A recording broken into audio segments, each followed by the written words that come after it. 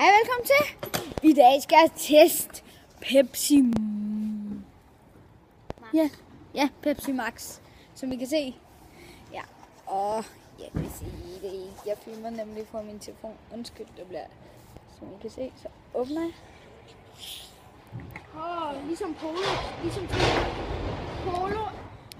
Det er ligesom to røvhuller, så kommer der lortet af. Og så skal vi prøve at smage.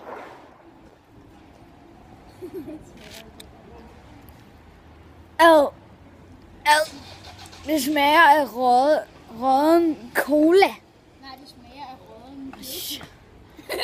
røden gedepik.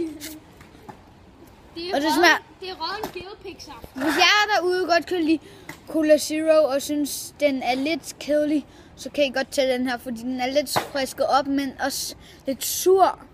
Det er fucking nederen, men ja. Yeah. Sådan må det jo være, når man tester lorte Pepsi Max. For helvede, du kommer helt op. Vi ses, men tak for denne video.